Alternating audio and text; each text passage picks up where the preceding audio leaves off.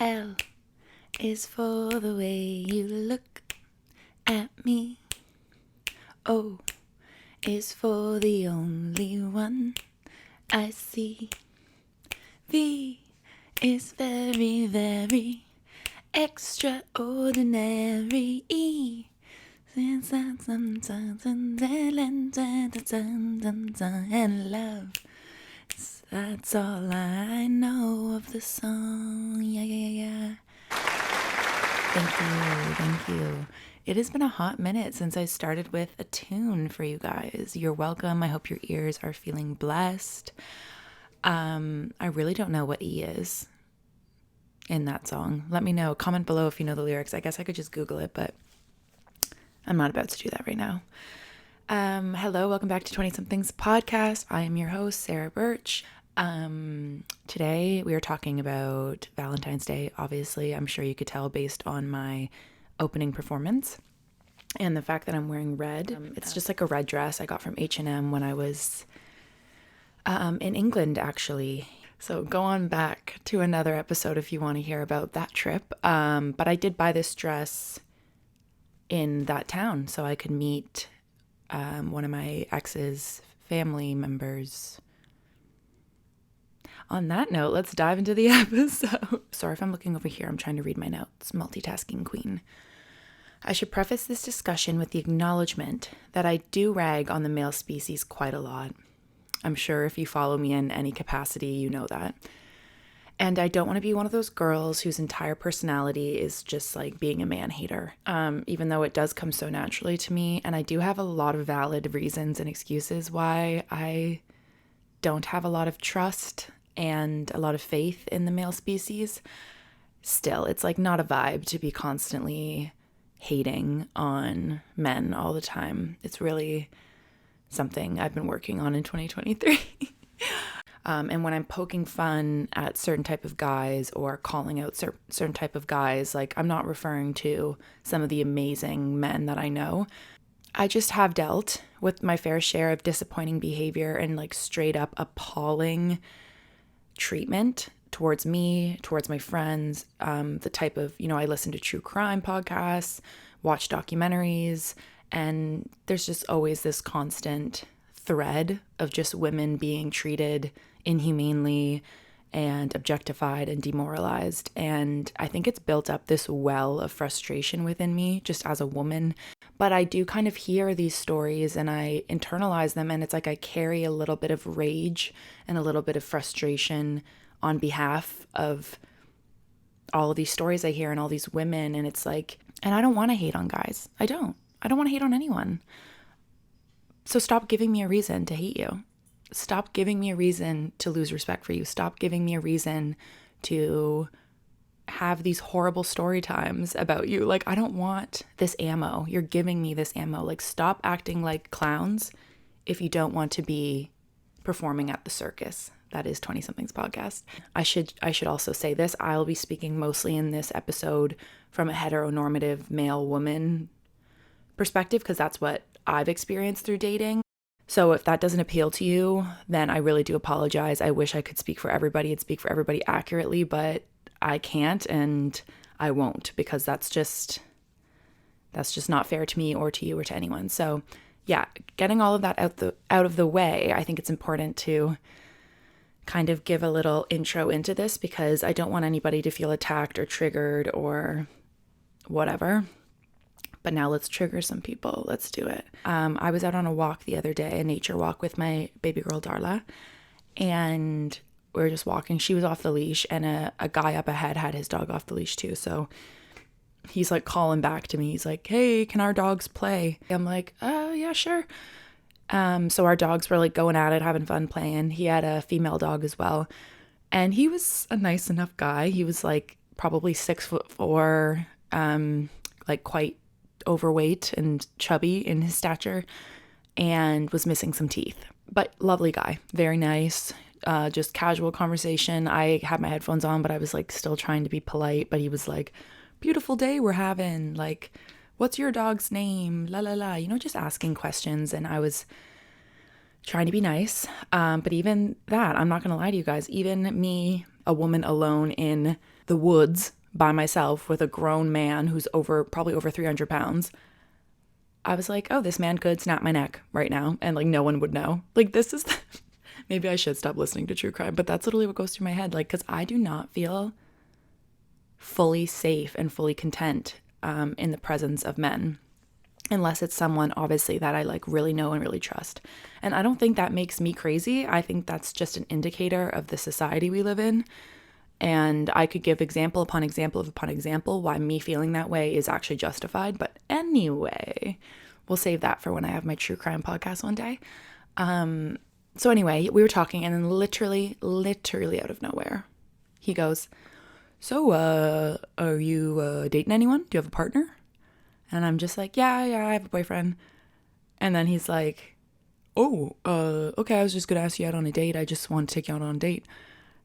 And like the bluntness and he was so forward and so direct, and it threw me for a loop because that like rarely happens in today's day and age where guys just ask you out like face to face in person.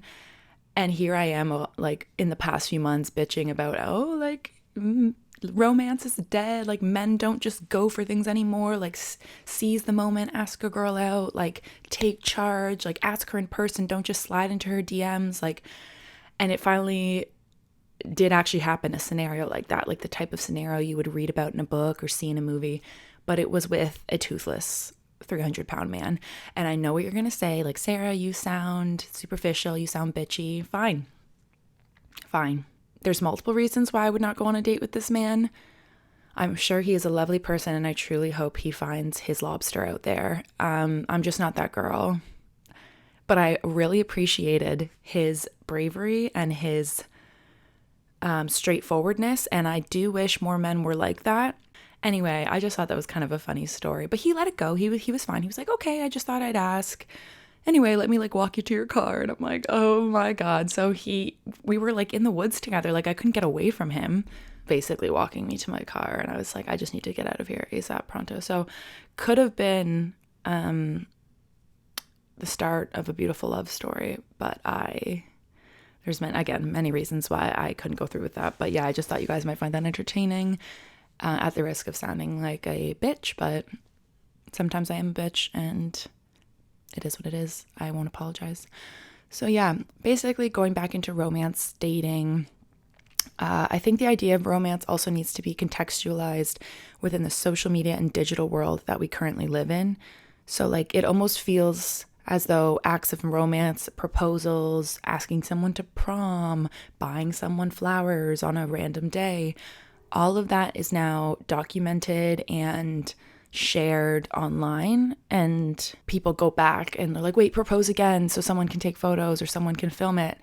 And then you'd spend 20 minutes thinking of the perfect caption that's like not too chuggy, but also like not too subtle. And then everyone has to write like full essays about how much they love their partner on Valentine's Day, on their birthday, on their anniversary, So relationships now are very much publicized, but not just relationships in general, but like the milestones, right? Like the proposals, the wedding, the anniversaries, the pregnancy announcements, all that stuff is, I don't know, I feel like I'm going to sound like a bitter wench, and I'm not. I think everyone has the right to celebrate and exemplify their love in whatever way they want on social media. I guess I'm just trying to digest like how different not only dating is, because it is like, the dating apps have changed the game, social media, DMs, that's changed the game. There's just so much more access to so many people, and there's all this dialogue right now on TikTok and stuff between women and men as to like, is it appropriate for your boyfriend to be following like hot models on Instagram, or is that like a privilege that men should lose once they get into a relationship? And like all of these interesting dynamics and conversations within love and within romantic relationships are being had now that wouldn't have even been relevant. Like men have always, and women, sorry. I caught myself. Men and women have always been like philandering and cheating for years and years and years and years. Like that's the tale as old as time. But now so much of it and the genesis of these type of affairs and stuff. Come on. The genesis of so many of these affairs and stuff comes from social media now, like liking girls' photos, and then it translates into liking their story, and then it goes into DMing them and then sending photos or maybe adding them on Snapchat, and then, like it just spirals from there. Like look at Adam Levine, So I have never once attempted to control my partner's social media. I don't even think about that. There's enough to worry about in a relationship. I'm not going to be like keeping tabs on who they follow or who they don't follow. But the most beautiful women in the world, powerful women ever, like Emily Ratajkowski and Beyonce. I'm trying to think of more, but I know there are more. They've gotten Shakira. They've gotten cheated on. They've gotten left by their partners or whatever, or embarrassed by their partners and experienced public scandals and stuff. It literally happens to the best of us and the worst of us. So in my mentality, it's like, hopefully, God willing, you can trust your partner, you can come to your partner, you can talk about things, you can have open communication.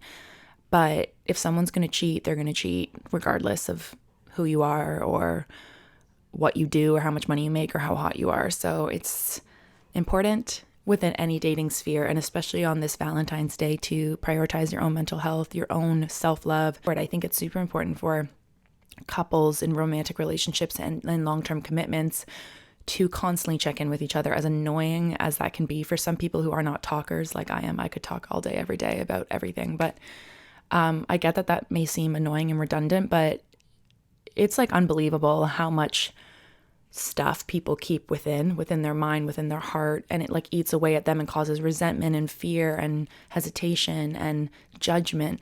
And I really do think if people just were more candid and open, but with a compassionate and kind approach and tone, realizing that what you say might hurt the other person or disappoint the other person. I really think if people were just more honest, the world would be a much better place and relationships would be a lot healthier. And, two whole, healthy, happy people coming together is really the ideal relationship, not two people who are like desperate and lonely and broken and traumatized. Like, then you're just perpetuating a cycle of making the same mistakes over and over. But I think in either situation, it's still the most important thing to prioritize yourself and to look out for number one so that you can thrive and achieve your goals and not lose yourself completely in your singledom or in your relationship, either way, right? Like I've lost myself in relationships plenty of times, and I've lost myself being single plenty of times because everything is just a distraction.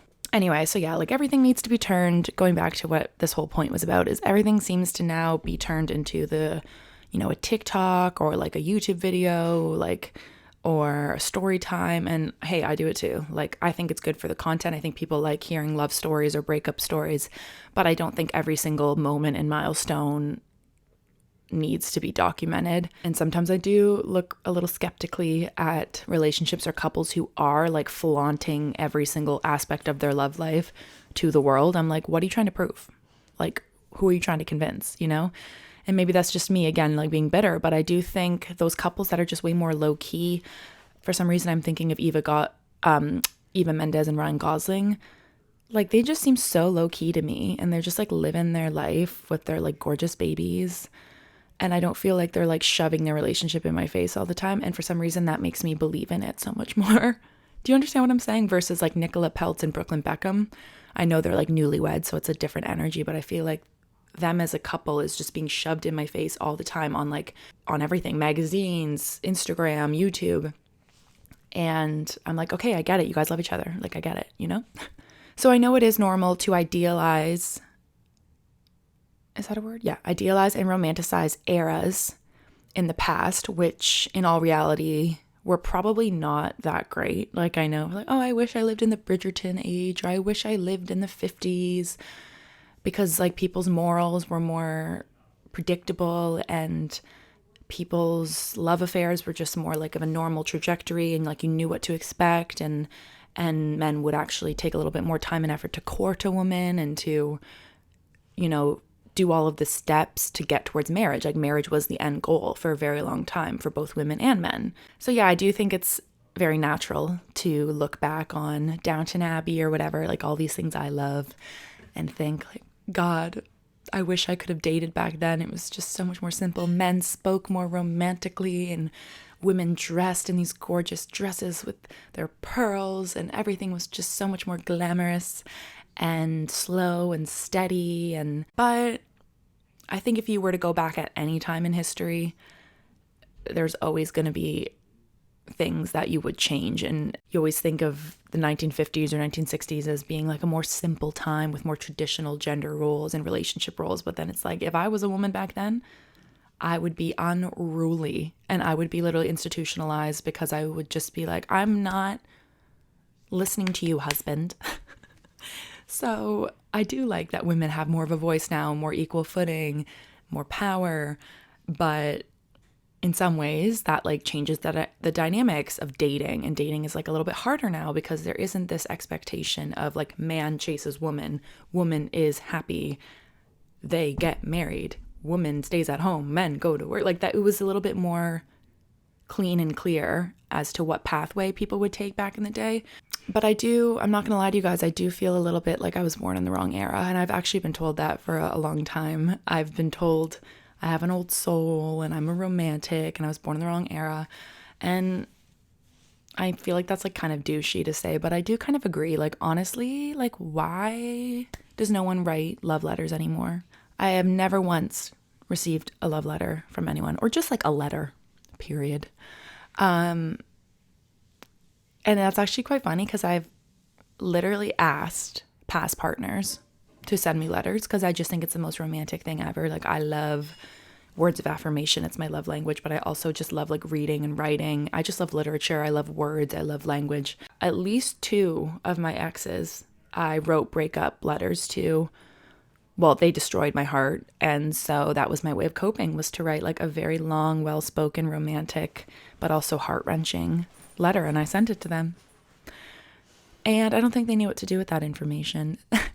But yeah, like even my ex from England, I begged him, not so subtly, to send me a letter when we were long distance because I was going to go back to Canada. And I was like, you know, texting's great and all that, but like it would be super romantic and super cute if you wrote me a letter. Like I would really love that. It'd be so fun to like go down to my little mailbox and see a letter from England, and like it'd just, he's like, of course, for sure, for sure. And I'm like, no, but like you actually have to. He's like, yeah, for sure, for sure. And then like a few weeks later, I'm like, have you sent that letter yet? No, it's on my to-do list, though. I'll do it. And then like a week later, like, oh, I haven't seen the letter yet. And he's just like, oh yeah, no, don't worry, I will. And like still waiting. 5 months later, still waiting. And yes, we broke up, but I still want a letter. Thank you very much, because you promised you would send me a letter. And that is just, if that doesn't exemplify dating in the modern age, I don't know what does. Like, first of all, the fact that I have to even ask in the first place, like, it's like women, I find, at least me, I feel like we are like leading and coaxing and teaching and like manipulating, I guess you could say, but that wasn't my intention, was to manipulate him. I just genuinely was like, there's no way he's going to think of this idea on his own. No offense, but like, so I'll just ask, I'll just be direct. This is what I want. This is what will make me feel good. Please do it. And not even that's enough. So then you have to follow up, and you feel kind of pathetic following up. And then like, you know, that's not enough. And then you have to like dig in again. And then it's just like that disappointment of like, well, not only did they not do it, but I basically lowered myself and my standards by asking them to do it 5 times, and they still didn't do it. Having these high standards and these high romanticized notions of what you want in a relationship, and knowing that other people do receive that. Like I know other people truly, I see it every day, like are in relationships with a person who makes them feel so loved and so cherished and so secure. I know that exists because I've seen it. But then you realize that it's hard and it's rare. So then you just are like, okay, well, I guess maybe I was asking too much by asking for 1 letter. Like maybe it's on me.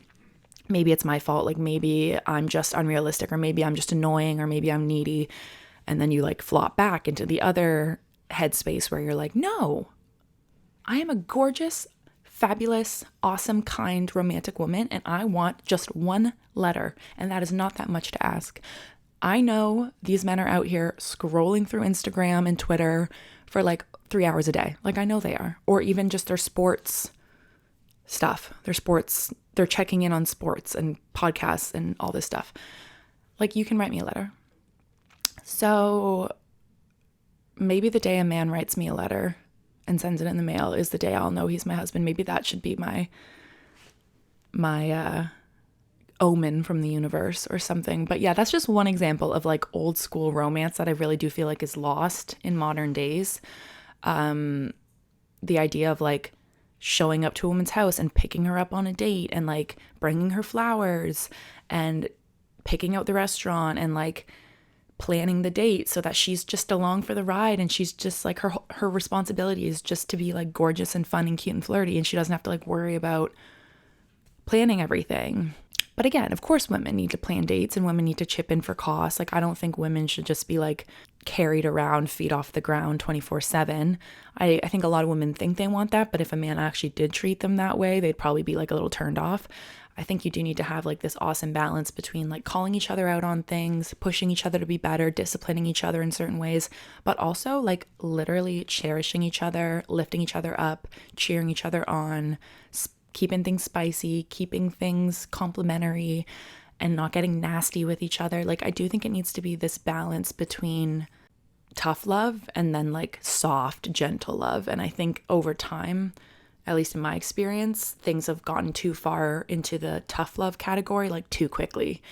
And that comes from me too, like me feeling like I need to call them out on everything, or like everything's a red flag, everything is a warning sign, and then I get all panicked in my like traumatized brain, and I'm like, oh my God, if I don't do something about this now, like it's gonna spiral out of control. And then, so I'm at fault too. It's just like, I need to stop trying to make the wrong people the right people.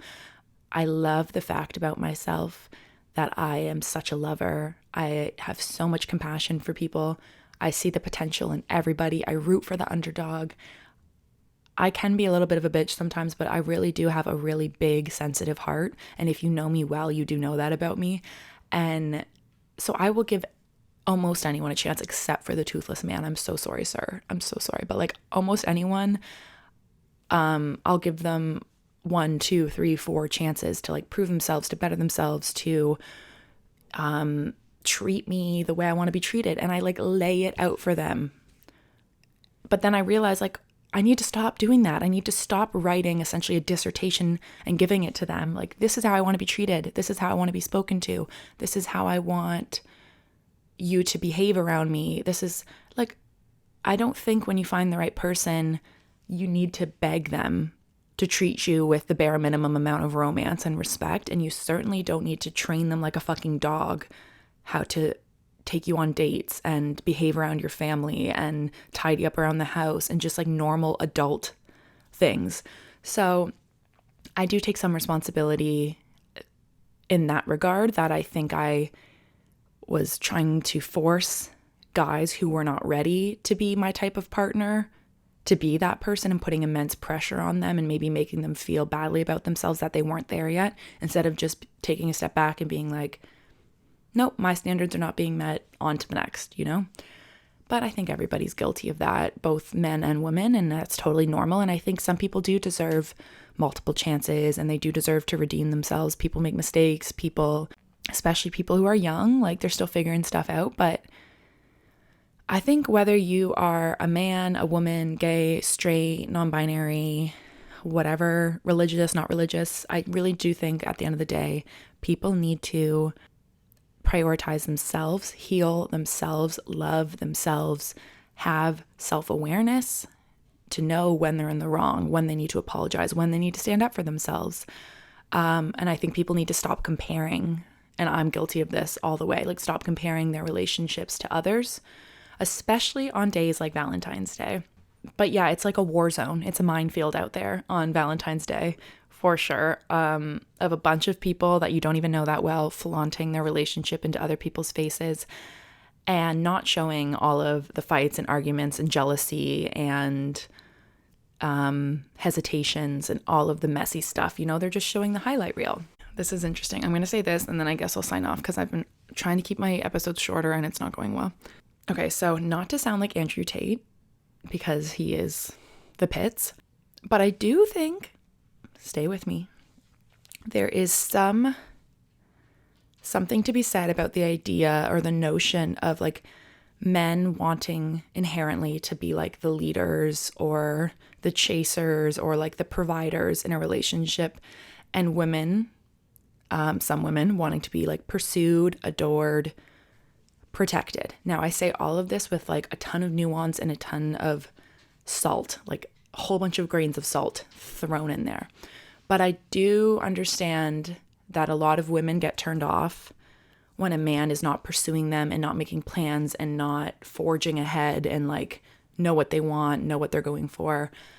And a lot of men get turned off when women start taking over that role of like, you know, bossing them around, I say with quotations, or like being too independent or too demanding. Like it's like, I guess I've sort of realized in most of my relationships, I don't know if I believe in all that feminine, masculine energy stuff, but like I have been the one who goes after them, like plans the dates, plans the next time we're going to see each other, like initiates the FaceTime calls, you know, like half the time I'm the one initiating sex, you know, and that's fine. I'm like an independent woman. I don't mind taking charge in a relationship. But I guess what I'm saying is I don't want to be doing that 24/7. I don't want to be your mom. I don't want to be your babysitter. I don't want to be your teacher. I don't want to be your therapist. I really got so resentful and so frustrated with my partners because they were like letting me do all the work. And part of that's on me for like putting that messaging forward that they could just sit back and let me do everything and let me steer every conversation and let me address every issue. Like I was doing all of the mental gymnastics and all of the analyzing and all of the healing and all of the forgiving and all of that for both of us. And I just like let that person coast. And it's up to them to nurture their own potential and figure out what they want and who they are without me or any other woman or any other man. Or like, this isn't just women to men. I know I'm saying it that way, but I'm just speaking about myself. But it's not up to me to strap you to a chair and beg you and force you to be a better person or be a better lover or be a better friend or whatever. Like, that's on you. I think that there's something to take away from traditional roles and traditional mindsets within heteronormative relationships, keep in mind. I don't think we should go back to that. I don't think we should regress back into that. But I do think, like I said, I think sometimes the lines have gotten too blurred and the expectations have gotten too confusing, and everybody has just way different timelines now and way different expectations of how they want their relationships to look. And it's like very confusing and very difficult dating in this day and age. And sometimes I do crave the simplicity of maybe how things used to be. But then I realize if I were put back even 20, 30 years ago, like I would be probably put in jail. I'll just leave it at that. Yeah, I think a lot of people are just scared of commitment in my generation. I won't say just men. I think a lot of women are scared of commitment too, are scared of getting hurt again, are scared of repeating the same patterns as their parents, perhaps, are scared of missing out. I think our whole generation is like built around FOMO and YOLO. And, you know, a lot of older people like in my life ask me about dating nowadays and what are the apps like. And I tell them straight up and they are like, I'm so confused why you didn't meet anyone on the apps or whatever. And I'm like, because it's horrible. Like you might find one guy that's kind of your type or your vibe out of 15, and the same goes for girls, I'm sure. And then you need to wait to see if they match you. And if they do, then there's this like push and pull of who's going to start the conversation. And I just got to a point where I was like, I'm not starting a conversation with any of them. Like I can't do it. And if they start a conversation with me, then I'll totally play along and I'll ask them questions and I'll get into it. And then they ghost every single time. They disappear off the face of the earth. And the last thing you asked was like, oh, are you enjoying your studies? Or what do you do for work? And it's like, bye. You're like, okay. So that's just been that was my experience on dating apps. I'm not on them anymore, but so I think that's the struggle too a little bit. The older you get, the dating pool becomes smaller and smaller because all the good ones are taken. And then all the not good ones like refuse to grow up. So you're like slim pickings here. But the only man I need is my Quinny, my little nephew. I hope everybody who's single on this Valentine's Day has a similar mentality and is feeling okay and feeling strong and resilient and just like really nurturing themselves and not beating themselves up. And I hope everybody who's celebrating their romantic relationship on this Valentine's Day is genuinely like so happy and cherished and respected in their relationship, and go all out. Like, don't listen to me. If you want to post the cheesiest shit all over your social media, go for it. I probably will be the exact same way the next time I'm in like a committed relationship. Okay, one thing I will say quickly about to defend men, and this does not happen often. You're welcome. You're welcome. And this is a momentous moment in 2020's podcast history, is that I do think a lot of women send mixed signals as to like what they actually want and what they're looking for, especially young women. But I'll get into that later. But I saw this TikTok the other day of like a whole bunch of young girls. It was like a Stitch compilation video of a whole bunch of young girls literally being like, if he's nice to me, like ick, or like, I only am attracted to men who hate me, or like, I'm only attracted to men who don't treat me well. And I think they were joking and they were like deflecting a lot of their insecurity through humor, which like I do the exact same thing. But I do think there's some truth to that of like, we really are attracted to the bad guys, the bad boys, the players, the dickheads, the abusers. Like, I don't know what it is. I think a lot of girls like kind of that hard masculine swag, energy, charisma. But then like you get your heart broken or you get betrayed or cheated on, whatever, and then you're just like, I just want a nice man. I just want a sweetheart. I just want a man who's my best friend. And then like a lot of women are given that opportunity, and then it's just not a vibe. And maybe that you're lacking that sexual chemistry or that spark. So I definitely feel like especially younger men probably feel that confusion as to like, women claim they want a nice guy, but then when we treat them nicely, like they ghost us, or they get another boyfriend, or they become unattracted to us. And I do sympathize with that. I think a lot of it is just not to be taken personally. Like, you will find a woman out there who loves the way that you treat her and feels so lucky to have you. But I think that just comes from maturity. Like, I think a lot of women kind of get into like a fuckboy stage in life, you know? And then I think both men and women eventually grow out of that and just realize that, you know, they just want to be treated with respect, and they just want to find someone who's on the same common ground as them. And I know a lot of women my age, I'm 26, have like grown out of that stage for sure, where they're like, they don't care nearly as much about the guy's like social status or how many Instagram followers he has or how hot he is or if he has a six pack. Like, and I really do think the older you get and the more dickheads you date, you're like, truly, God, just give me a good loyal man, like a man who is a proper man, you know, like a man who will just adore me as his wife and treat me like the angel I am, and just protect his kids and protect his family and just be like a down-to-earth man.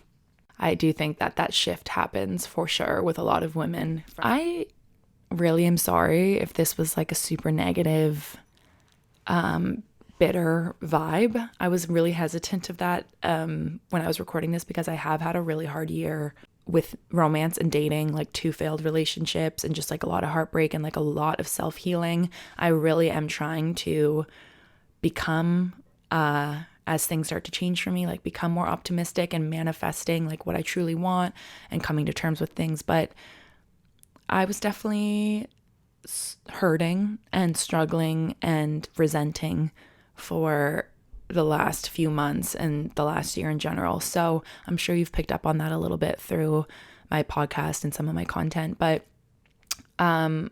everything I say with the intention of keeping it real with you guys and hopefully having other people feel represented, understood, validated, or even sometimes called out. Like, sometimes you guys need to be called out by little old me.